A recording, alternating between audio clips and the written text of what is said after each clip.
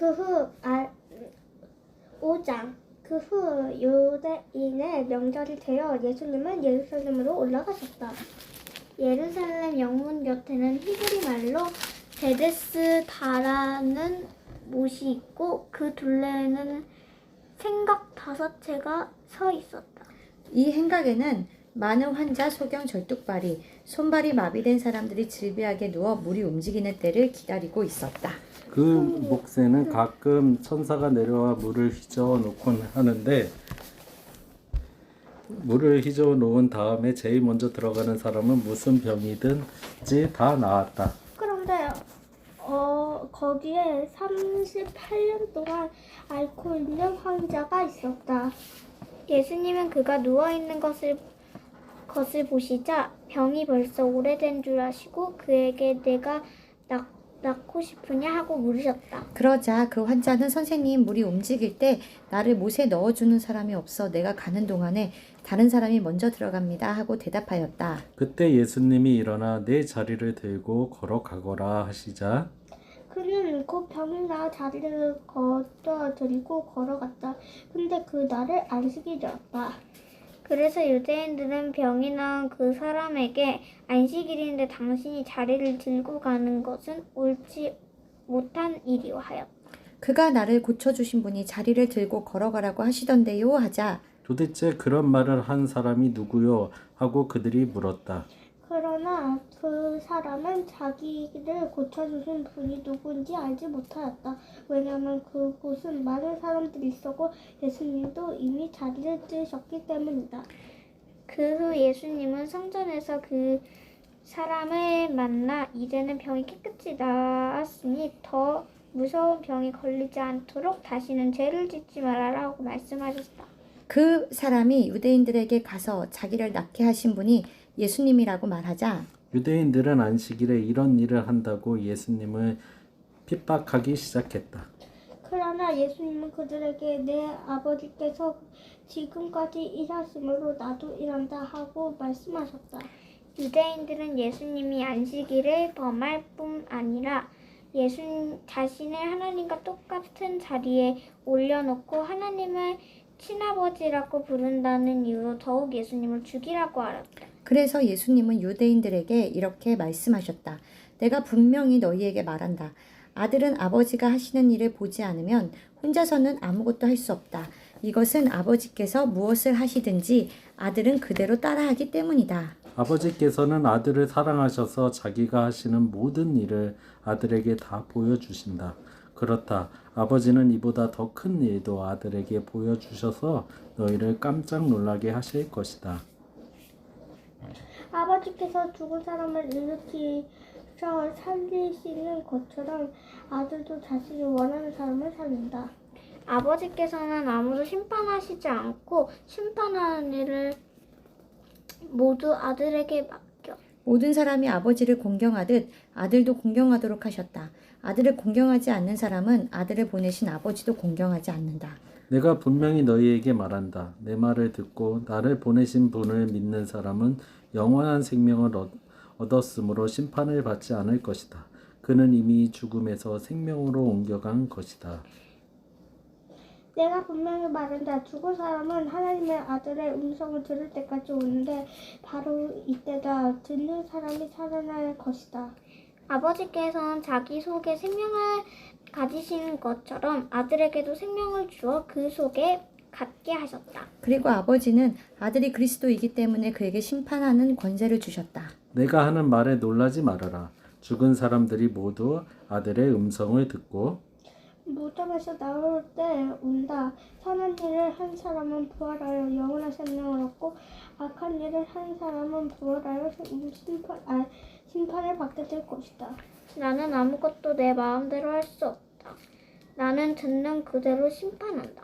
그래서 내 심판은 공정하다. 이것은 내가 원하는 대로 하는 대로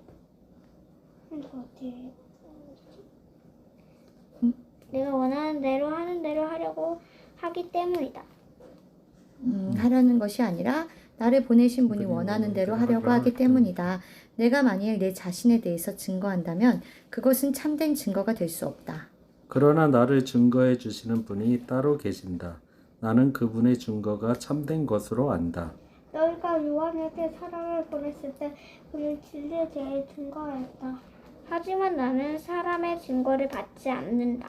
내가 이 말을 하는 것은 너희가 구원을 얻도록 하기 위해서이다.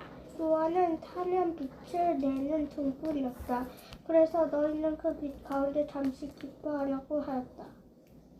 그러나 내게는 요한의 증거보다 더 큰 증거가 있다.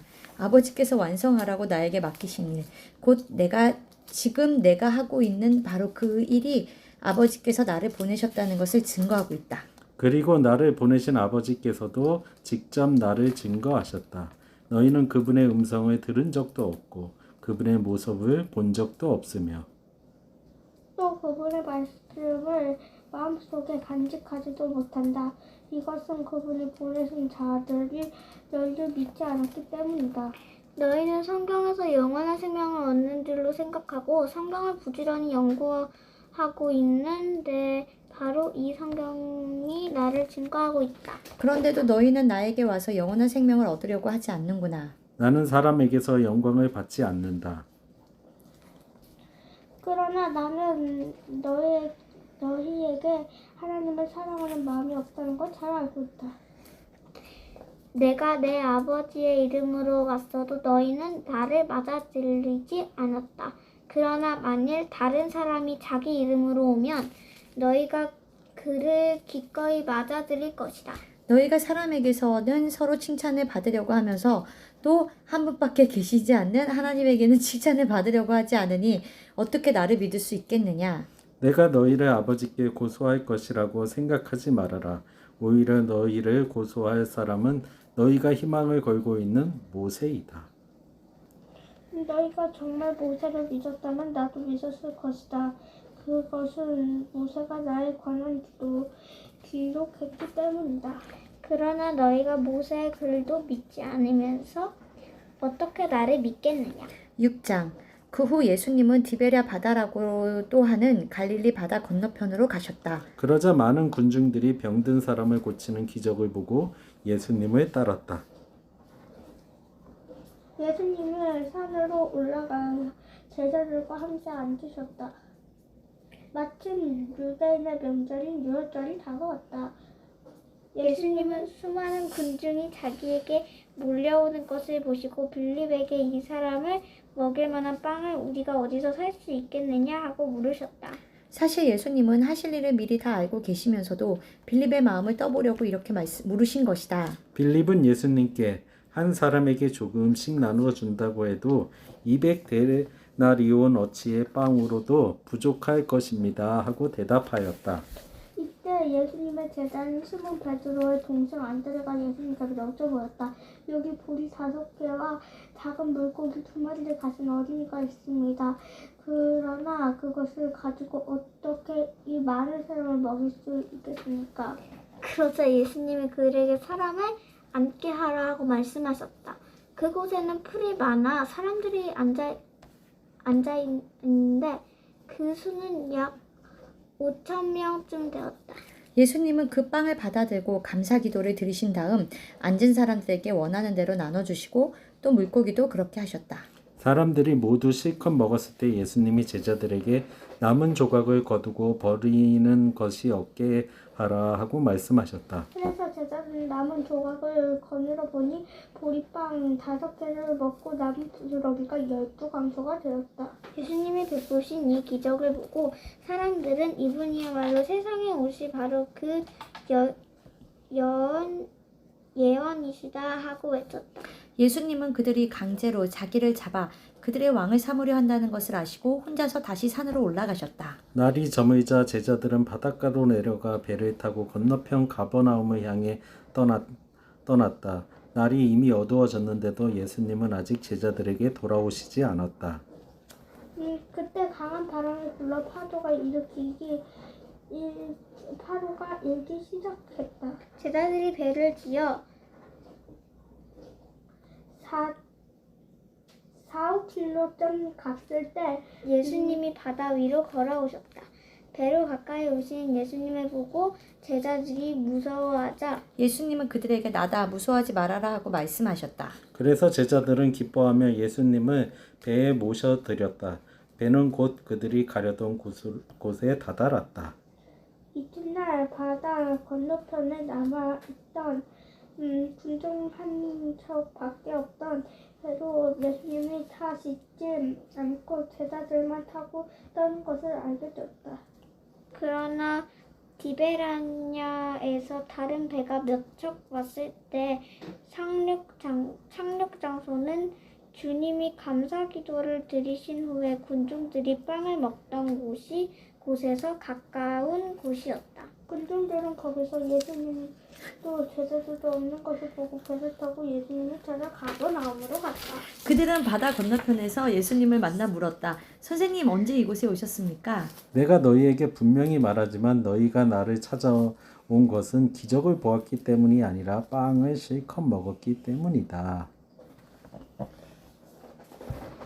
썩어 없어진 양식을 위해 일하지 말고 영원한 생명을 누릴 때까지 너는 양식을 위해 일하라. 이것은 내가 너희에게 줄 양식이라.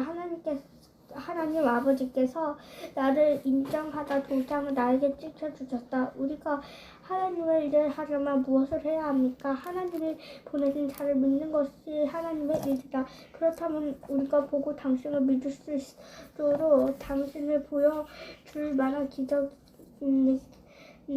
무엇입니까? 당신이 무슨 일을 하겠느냐 말입니까?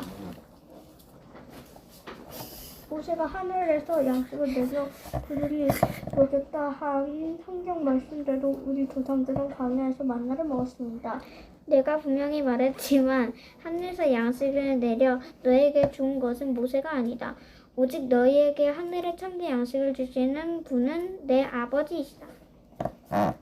하나님의 양식은 하늘에서 내려온 자가 세상에 생명을 주는 바로 그것이다. 주님, 그런 양식을 항상 우리에게 주십시오.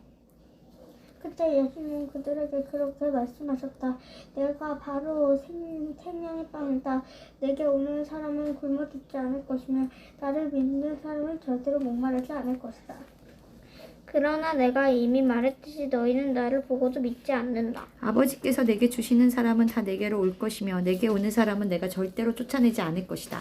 내가 하늘에서 내려온 것은 내 뜻을 이루기 위해서가 아니라 나를 보내신 분의 뜻을 이루기 위해서이다. 나를 보내신 분의 나를 보내신 분의 뜻은 그분의 내게 주신 모든 사람을 하나도 잃지 않고 마지막 날에 다시 살리는 그것이다. 사실 내 아버지의 뜻은 아들을 보고 믿는 사람마다 영원한 생명을 얻는 것이다. 그리고 나서 마지막 날에 그들은 다시 살릴 것이다. 예수님이 내가 하늘에서 내려온 빵이다 하고 말씀하셨기 때문에 유대인들이 예수님에 대하여 수군거리며 이 사람은 요셉의 아들 예수가 아니냐? 그의 부모를 우리가 다 아는데 어떻게 하늘에서 내려왔다고 하는가 하였다. 그래서 예수님은 그들에게 이렇게 말씀하셨다.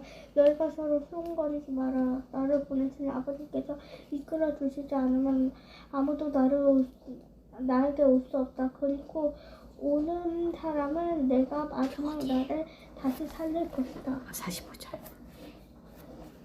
예언서에는 그들이 모두 하나님의 가르침을 받을 것이다 라고 기록되어 있다. 아버지의 말씀을 듣고 배운 사람은 모두 나에게 온다. 이것은 아버지를 본 사람이 있다는 뜻이 아니다. 오직 하나님에게서 온 자만 아버지를 보았다. 내가 분명히 너희에게 말하지만 나를 믿는 사람은 영원한 생명을 가졌다. 나는 생명의 빵이다. 너희 조상들은 광야에서 만나를 먹었으나 모두 죽고 말았다. 그러나 하늘에서 내리는 양식을 먹는 사람은 죽지 않는다. 나는 하늘에서 내려온 살아있는 빵이다. 누구든지 이 빵을 먹는 사람은 영원히 살 것이다. 이 빵은 곧 세상의 생명을 위해 주는 내 살이다. 그러자 유대인이 이 사람은 어떻게 자기의 살을 먹으라고 우리에게 줄 수 있는가 하고 서로 논쟁하기 시작하였다. 그래서 예수님은 그들에게 다시 말씀하셨다. 내가 분명히 너희에게 말하지만 나의 살을 먹지 않고 나의 피를 마시지 않으면 너희 안에 생명이 없다. 누구든지 내 살을 먹고 내 피를 마시는 사람은 영원한 생명을 가졌다. 그래서 나는 마지막 날에 그를 다시 살릴 것이다. 그것은 내 살이 참된 양식이며 내 피는 참된 음료이기 때문이다. 내 살을 먹고 내 피를 마시는 사람은 내 안에 살고 나도 그 사람 안에 산다. 살아계신 아버지께서 나를 보셔서 내가 아버지 때문에 사는 것과 마찬가지로 나를 먹는 사람도 나 때문에 살 것이다. 난 하늘에서 내려온 빵이다. 너희 조상들은 만나를 먹고도 죽었으나 이것은 그런 것들과 같은 것이 아니다. 이 빵을 먹는 사람은 영원히 살 것이다. 이것은 예수님이 가버나움 회당에서 가르치실 때 하신 말씀이다. 이 말씀을 듣고 여러 제자들은 이것은 정말 어려운 말씀이다. 누가 알아들을 수 있겠느냐 하며 소곤거렸다. 예수님은 제자들이 이 말씀에 대해서 수군거리는 것을 아시고 그들에게 이렇게 말씀하셨다. 아니- 내 말이 너의 귀에 거슬리느냐? 만일 내가 전에 있던 곳으로 올라가는 것을 본다면 어떻게 하겠느냐? 생명을 주는 것은 하나님의 영이며 인간의 육체는 아무 쓸모가 없다. 내가 너희에게 한 말은 영적인 생명에 관한 것이다. 그러나 너희 주를 믿지 않는 사람은 있다. 하나님을 믿지 않는 사람들이 있다. 예수님을 믿지 않는 사람이 누구면 자기를 팔아넘길 사람이 누군지 처음부터 알고 계셨다. 그러고서 예수님은 덧붙여 말씀하셨다. 그러므로 내가 너희에게 아버지께 오게 해주시지 않으면 아무도 나에게 올 수 없다고 이미 말하였다. 이 말씀을 듣고 많은 제자들이 예수님을 떠나고 다시는 그와 함께 다니지 않았다. 그래서 예수님이 12 제자에게 너희도 떠나고 싶으냐 하고 물으시자 시몬 베드로가 이렇게 대답하였다. 주님, 우리가 누구를 가겠습니까? 주님께서 영원한 생명의 말씀이 있습니다. 우리는 주님이 하나님의 거룩하신 아들이라는 것을 믿고 알게 되었습니다. 그때 예수님은 내가 너희 12를 선택하지 않았느냐? 그러나 너희 가운데 한 사람은 마귀다 하고 말씀하셨다.